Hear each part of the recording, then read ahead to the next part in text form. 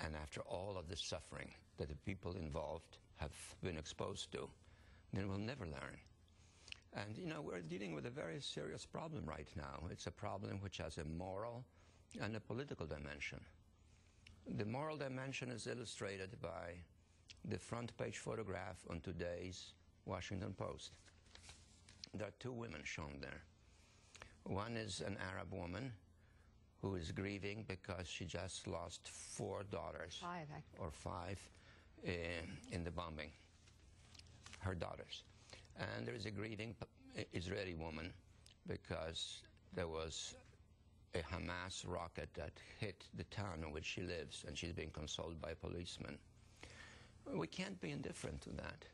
You know, the Hamas people have provoked Israel, there's no doubt about it. And they have harassed Israel, there's no doubt about it. But does that mean that the punishment has to be on that scale? 400 killed, 1,400 what would you recommend? 1,400 wounded. Well, I would certainly recommend a process by which you limit such casualties and limit them very significantly. How do you do that in an urban area? Then you don't do it. So if Jimmy Carter came to you in 1979 and rocket fire was being lobbed into upstate New York from Canada, would you tell Jimmy Carter to ignore that? No, but I wouldn't tell him to go ahead and kill 400 Canadians and wound 1,400 more, especially if this rocket fire hadn't killed anyone. You know, until this incident broke into the open in the last few days, that firing of these rockets was provocative, annoying, it was harassment, but it wasn't lethal. So you have to be aware.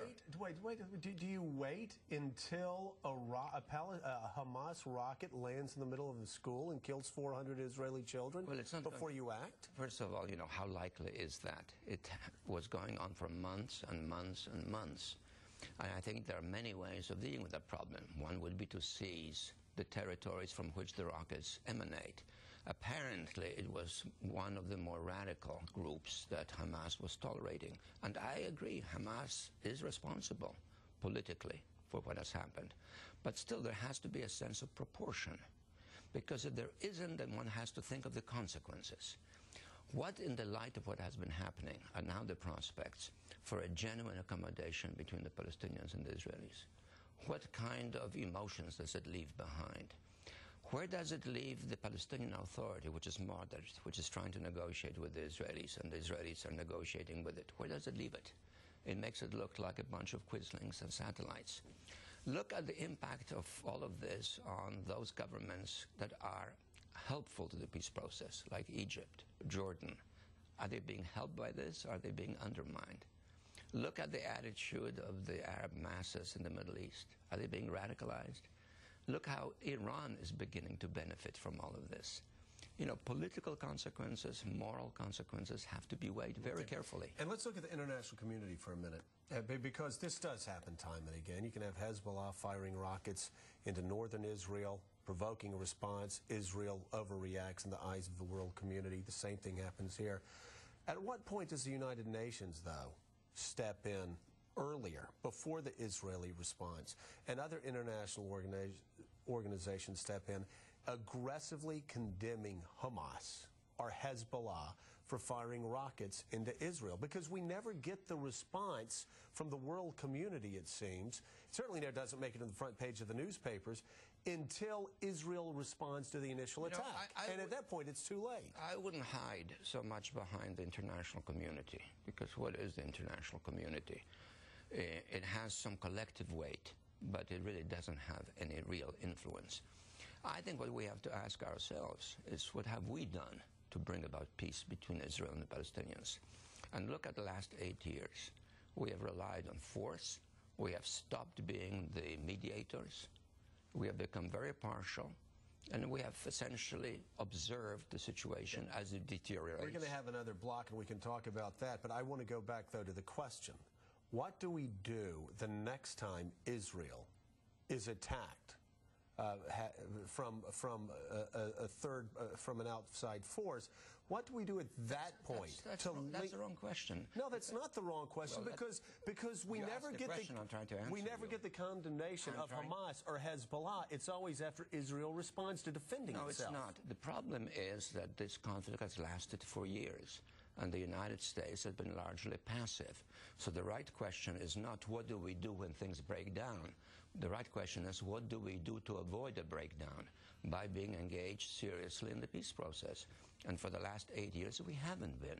And that's why we have the mess like we have right now in our hands. You can't blame what is happening in Israel right now on the Bush administration. Yes, you can. No, you can't. Well, look, Joe. Okay, let's go back to 2000, Dr. Brzezinski. You and I both know Bill Clinton gave Arafat and the Palestinians everything they could have wanted. Such a stunningly superficial knowledge of what went on that it's almost embarrassing to listen to you. Oh, is it? If you were to look more closely at what happened in the Clinton Camp David discussions, you would know that what we have just said is absolutely wrong. There were all sorts of provisions and catches to the so-called proposal, and it wasn't rejected. The negotiations went on in Taba, and then there were elections in Israel, and Sharon came in, and everything got aborted. In the last 8 years, we had a policy in which we have proclaimed an interest in peace. Condi Rice has traveled 16 times in 21 months to the region, proclaiming, you must do this, you must do that, but the United States never exerted itself. So the issue that Obama faces, and that's a question that you raised, is, are we going to be sitting there issuing condemnations, whether it's of Hamas or of Israel or anybody else, or are we going to be seriously engaged in the peace process? That is the question. We have another block, and I'm very excited about that because I'm stunningly superficial. Chief, I look forward to you educating me and the rest of America, the rest of America and the rest of the foreign policy community who have said time and again, Arafat walked away from the best deal he could have got, and that the Palestinians never miss an opportunity to miss an opportunity. You're repeating slogans. You're repeating slogans. He did not walk away. What he said was, I'm going to take the proposal to all of the Arab capitals and see how they react, because the proposals were controversial. And then negotiations went on, even after Christmas, where Clinton and Arafat met, and they were going on in Taba in January, after Clinton was already leaving office, and then the process got aborted. It's helpful to know a little bit about it. It's very exciting, Chief, that you know things that the rest of the international community doesn't know. If you're going to judge your knowledge by the sort of collective standards of 300 million people, then don't be surprised that you're embarrassed. I'm not embarrassed. I read the New York Times and Washington Post and Foreign Affairs. You know what I'm going to do? I'm going to throw those away, and anytime I have a question, I'm going to call you up. Let me spell it to you. T-A-B-A, Taba negotiations. Look them up. It will be helpful. I'll do that, and I'll throw out papers and Foreign Affairs and everything else I read. All right, more with the Chief when we come back on the stunningly superficial Morning Joe. How you doing, Mika? I'm good.